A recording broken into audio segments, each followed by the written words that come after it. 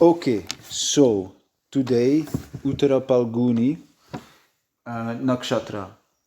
Pūrvā Phālgunī is related to or situated in Leo and Virgo. So from 26 degrees Leo to 10 degrees Virgo. And the stars that represents them are the nebula Beta Leonis and 93 Leonis, and these stars are situated in the tail of the constellation of Lion. Now in nakshatra theory, we pretty much classify every nakshatra in different parts. So we have, for example, the deity. We start with the deity, the Shakti, planetary ruler, motivation, dosha, gana, quality, caste, guna, yoni, element, and body parts, to name a few. So you can guess what is the planetary ruler for Pūrvā Phālgunī? The sun, yes, indeed. And the solar deity, the deity would be, it's also the sun. And it is Aryaman, and we will come back to this deity because it's a very interesting deity. The motivation is moksha, the dosha is vata, the gana is manusha, quality is it's a fixed nakshatra. The caste is a kshatriya nakshatra because it's related to the sun, of course, because you have the solar deity and you have the planetary ruler sun. So when sun transits this nakshatra, it's a powerful position. Yeah. Because sun obviously feels very comfortable in this nakshatra. This is purely a sun nakshatra. Guna is Raja. In medical astrology, I have to say, when sun transits a nakshatra like this, and especially in the Leo part, it can enhance the pitta energy. You get too much pitta, and that is also not good. So you have to try to balance that energy. The Shakti is the power to prosper, to accumulate wealth through partnerships or marriage. This is important. The Yoni is a bull. Activity is balanced nakshatra, which is nice. The element is fire. So you see again fire. There's lots of fire in this nakshatra. So this has to be balanced in medical astrology, especially when other afflictions are conjoined with the sun or in opposition or squares. Okay. And the body parts are the lips, the sex organs, and the hand, left hand. So Aryaman. The translation, the Uttara means the latter or the supreme, and the Pal means fruit, and Gunin means auspicious. So it pretty much means enjoying the fruits of your auspicious qualities. So it is a nakshatra which can fulfill your materialistic desires, for sure. I think one of the symbols is also the side of a bed. So if you see the comfort there. So regarding Aryaman, what you have in Hindu marriages, they pretty much invoke Aryaman. It's one of the 12 solar deities. And one of the odes, they invoke Aryaman as the witness to the wedding. Okay. Which is really nice, because we're going to come back to that actually. So what you have here with this solar deity is pretty much, it's not really your friend, and it's not really your boss, but it's more like a boss who is really friendly to you, like an associate, like somebody that you know in high circles, but which is very close to you, which is really friendly to you. Aryaman was also considered the guard of the sacred laws. Now, what we see as an example, as a friend or a boss or somebody who is in a superior position, was Krishna and Arjuna. And Arjuna was somebody with, I think his moon, it was in Pūrvā Phālgunī. How do you find out the padas for the birth of Arjuna or Krishna? These are noted somewhere? Yes, you can find this. Okay. You can find this in Shastra, and you can find it also just by browsing on the internet. Also, like from Prabhupada, his birth details. Okay. Krishna, King Rama, he had his Rahu in the 6th house, and he had to battle Ravana as the big enemy. And 6th house represents enemies. Mm-hmm. So for Arjuna, I think it was his moon who transited Pūrvā Phālgunī. And he had like this very friendly, familiar relationship with Krishna, but Krishna was the supreme, or a prince in the dynasty also. And another example is Vito Corleone to Michael Corleone, because you see this nakshatra as like a godfather-like approach. What you see is then these godfathers, they search for Dharma in one way. They seem to be like guiding people, and Krishna was that doing also for the Pandavas. He was actually their advisor and guiding people. But what you also see that these people can attract enemies, because they have to learn from human conditions that pretty much they cannot do good all the time for everybody. Mm-hmm. This is a concept that you will find back, because you see the leader or a godfather or Krishna or the Pandavas, whoever it was, or even gurus, they try to do good for everybody, but eventually they create oppositions, and that's what they have to learn.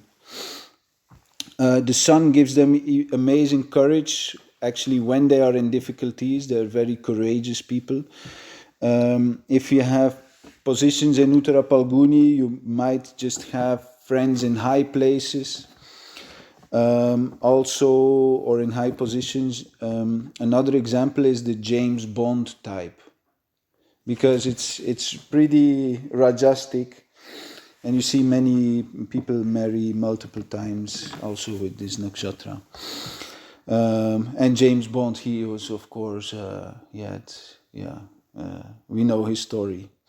And another example is actually Elizabeth Taylor, and we will come back to that later. So these people like to work with contracts, with agreements, properties, relationships, insurances, inheritances. It depends on which house this nakshatra is placed. So you will find this activating these specific qualities in this nakshatra and this house. So you see also gurus and satanic church leaders, for example, corporation heads. And what we see is also the best man of a wedding, a marriage. And what I just discussed with her is that both our Atma Karaka is Mars, and then I was thinking you to be the best man on my wedding, and your Mars is in Uttara Phālgunī, which is really interesting observation. Huh? And it's also your Atma Karaka. So, oh wow, we definitely related here. This is a very interesting observation. So these people have a quick mind. They are very noble people. You see Krishna or Godfathers or Vito Corleone. He was very noble. He was a very noble person. Who is he? He was like from the movie The Godfather. Okay. Like the Corleone family. Okay. It's a mafia family. Yeah. Okay. Yeah, but he was very noble. He was generous. What you see, those people are also very generous. They like to give to the less well-situated people.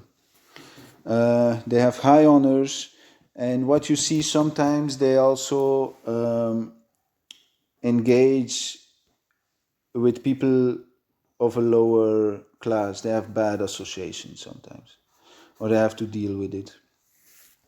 So what do you do? How do you approach such a noble, generous, quick-minded person? So you approach such a person with dignity or through a confidential friend. And you see the structure of mafia families. If you want to approach somebody in a higher position, you do it through a confidential friend. Yeah. It's always best to speak truth to such a persons. They can handle bad news, but they will not like when you lie. Yeah. They can handle bad news, but they don't like that you lie. You have to be respectful, noble, dharmic.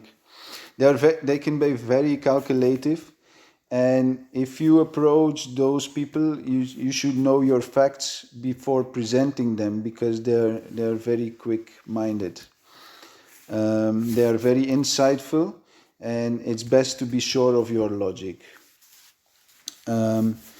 So you see these people, they are very cultured, civilized, they have etiquette, hospitality, they give to the poor, they have social status, and there is a very strong emphasis on friendship and helping others. Very interesting. So, next part is we can speak on Nandi, the bull, because the yoni is a bull here, and in Tamil language, Nandu is actually a bull, and Nandi was the bull which was a carrier of Shiva and Parvati. So there is some kind of worship in Hinduism, and where you stand next to the bull, and you have to hold the ear and the tail and you have to whisper something in the ear of the bull before looking at the Shiva lingam and go enter the ashram to do the abhishek. So again, you have to go through a confidential in order to approach Shiva, the Shiva lingam in the temple. So this is a really nice observation.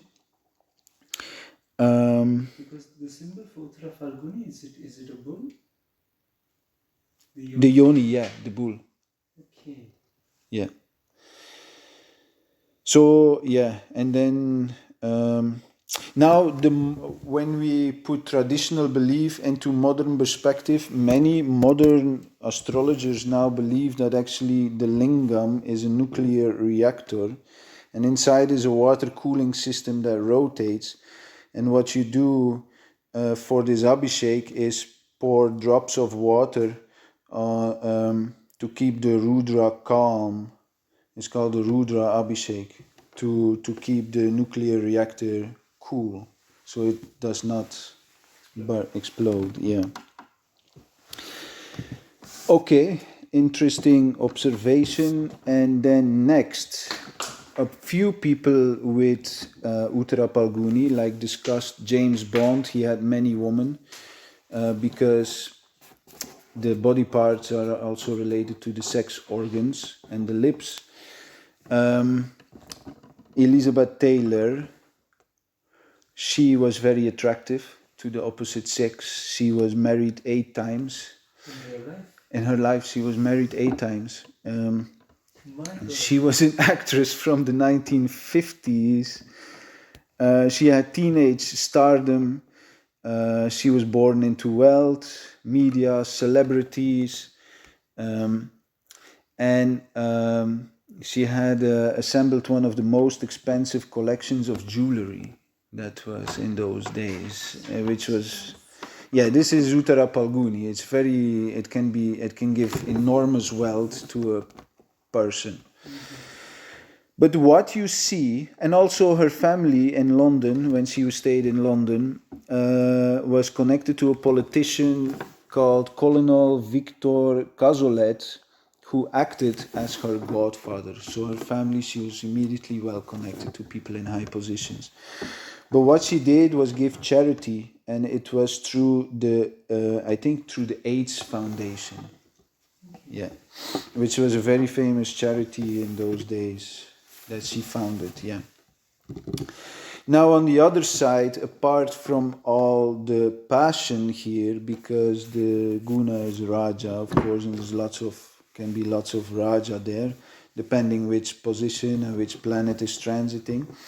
But Srila Prabhupada, this is the founder of the International Society for Krishna Consciousness, he had his Venus in Uttara Phālgunī, and that Venus was positioned in the 9th house, and it was the fifth and the 10th Lord, creating a strong Raja Yoga here in the 9th house.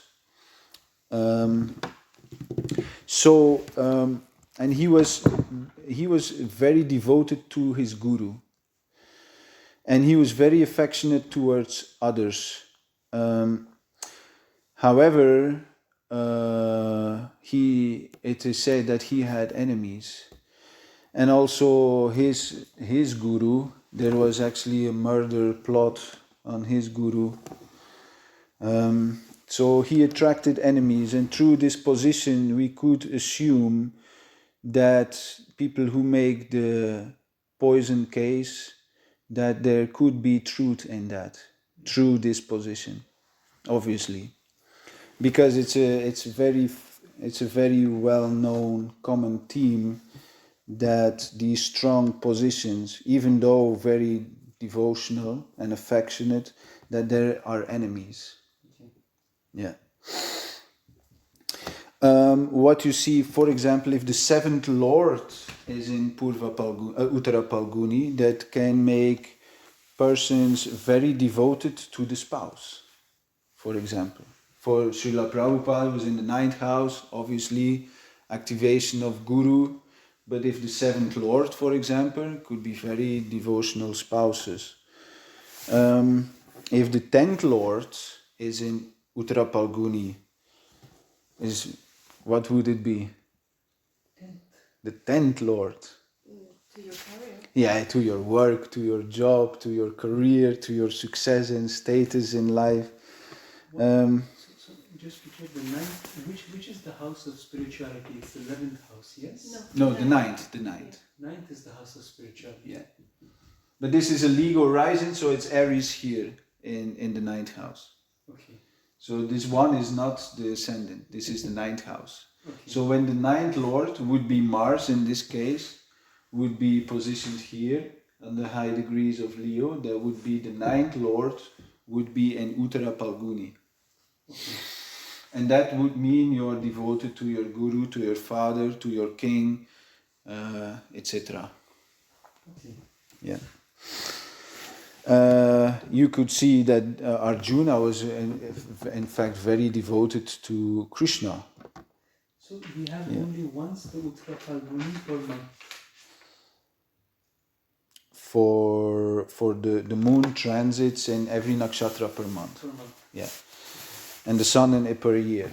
And then it depends on the other planets. For Saturn it will be, I think, 24 years.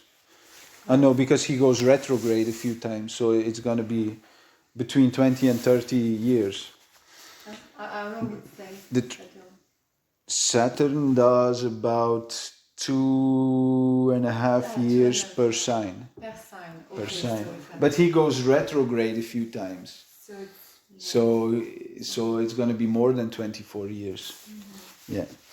But every month moon transits Uttara Phālgunī, and there are some activities that you can perform. It's really good for making contracts, for making agreements, for building friendships, for marriage. It's a very good nakshatra to take marriage. Yeah. And one more thing. Yeah. If I remember when you mentioned the last time we were having a very pleasant environment at New Mayapur, and you told me it's Uttara Phālgunī, there were 4 nakshatras of Uttara Phālgunī. Oh yeah. And before that there was another one, it was just maybe 5. Pūrvā Phālgunī. Pūrvā Phālgunī, yes. Yeah. So they are next to each other in the zodiac? Yes. They are related towards each other. Yeah. Yeah. What does Pūrvā mean? Previous. Previous. Previous, yeah. So the previous great fruits And then Uttara Yeah. is the supreme. Latter, yeah, the latter. Okay. Yeah, the former and the latter. There are certain pairs, and the nakshatras form pairs, and the center between those pairs form gateways to cosmic portals to other dimensions. Yeah. Yeah, recently we find another pair because another name for Shravana was Shravishta, and Danishta and Shravishta are actually also a pair. Dhanishta is what? Is another nakshatra. Yeah. And Shravana is also considered a nakshatra, but another ancient name for Shravana is Shravishta. And Shravishta and Danishta were also a pair. Okay. Just a few days ago. Yeah. Yeah. Now, yeah, you see then, of course, these people can be very knowledgeable, and if you have, for example, the third house, you see some poets, writers, artists. If in the 10th house, you see politicians, diplomatic education. But on the downside, I would say, because the symbol is a bed or a side of a bed, and if this is related to the 12th house, if you have afflicted positions in Uttara Phālgunī, you say, or the 8th house is involved, you see male and female porn stars also. And you see also lots of addiction problems. Because it's such a comfortable nakshatra, and there's so much raja involved, that eventually these addictions can come and it can guide the person on a very devious paths. But this, I mean, it needs to be, you have to look at the overall position of the chart, but yeah, when the 12th and the 8th come together, then it might be a problem for sure. Thankfully, I have no one in my 8th house. Yeah. And yeah, in the 7th house, I mean, like in your relationship, it could make couples can be very active sexually. Yeah, it's they can end up in situations, and then how did this happen again? You know, like this.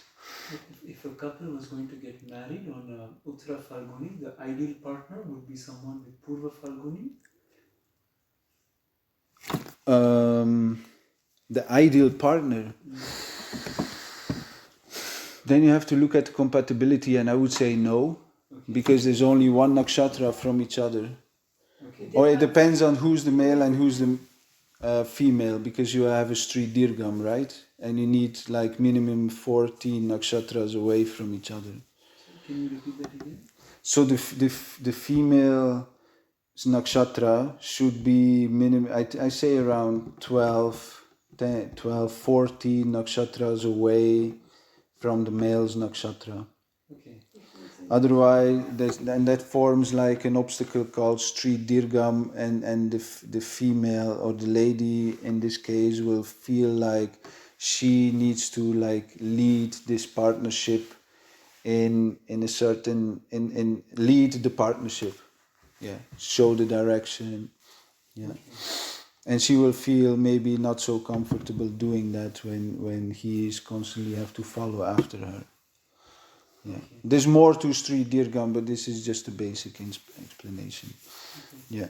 And Jay, when you're speaking of Uttara Phālgunī, when you're saying this person can be like this person can be like this, but is that meaning for a person whose ascendant is Uttara Phālgunī, or does it mean because the impact can be on the house? So for Prabhupada it's in Venus, for mine it's in Mars. So how does this impact? Is it just a general implication that if Uttara Phālgunī is in your chart? Yes, so you want to look at prominent positions. You want to see if there is a powerful position on this nakshatra. Like for example, for you, it's your Atma Karaka. That means it's an important position. Mm-hmm. This nakshatra is important for you. Okay. If it's the first lord, if it's the moon, if moon is not so much afflicted, and if there are powerful planets with Raja Yogas in own houses, for example, then this planet will stand out. And I would say also Rahu. because the position of Rahu is the nakshatra that multiplies like a tenfold. You put like steroids in this nakshatra, and that's Rahu. He's like expanding this nakshatra tenfold, 100-fold. Yeah. It's Jesta. Yes, it's Okay. Okay. Wow. Mm-hmm. Yeah. I think I did a class on Jesta already. Yeah. It's on our YouTube channel. Yeah. Now, to finish here, the last part. Now, Uttarashada. These people will be victorious over enemies. Uttarashada. You know the other. Yeah. Uttarashada, these people are victorious because that part in the sky is where the demigods had the final victory over the demons. But when it comes to Uttara Phālgunī, there will be victory over enemies, but the enemies by nature have to be silent. It's like they cannot do much. It's like this Godfather approach. You know, the Godfather is there. There are conspiracies, but they have to lay low, because your Aryaman is there, your position, your status is there, and your connections, your agreements, your partnerships are there, and everything is set in place. So your enemies cannot really move against you. That's the energy of Uttara Phālgunī. And Uttarashada is like victorious. You will be victorious. You will go to battle. You will be victorious. But what you see in Uttara Phālgunī, eventually, the karmic activities can come back at you, and your enemies can plot against you, and all of these things are seen. And Ashlesha, the Ashlesha energy, Ashlesha will just pretty much destroy every person, just rips you apart when you deal with oppositions. Ashlesha is ruthless. Yeah. Yeah. The Ashlesha is the snake, it is Shiva. Yeah, the Nagas. This is a really interesting nakshatra. Also, it's one of my favorites because it's how do you say, it inspires me to learn about this nakshatra, because Ashlesha like stands out. It's like the outcast of. So and Vishaka also, and Kritika, they can give harsh speech, but Uttara Phālgunī has a very diplomatic speech. Yeah, that's what you see also. But in Uttara Phālgunī, it can be hard speech, but you can tolerate it. It will be in such a diplomatic way that you're moving the pawns. Yeah. But in Vishaka and Kritika, that does not exist. That this goes into the heart of the person, can also destroy a person just through speech. But in Uttara Phālgunī, not. So what are the remedies? If you suffer from afflictions in this nakshatra, you have to stick to your commitments. Because when there are afflictions, it's very hard for you to stick to your commitments. What you have to do is try to not interfere in people, their businesses or marriage, and do not backbite, do not lie, do not spread gossip.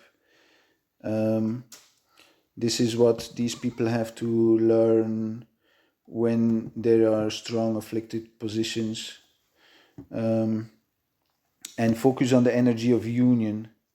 When you do not focus on the energy of union and agreements and contracts, and honor the union, the energy of Uttara Phālgunī is destroyed.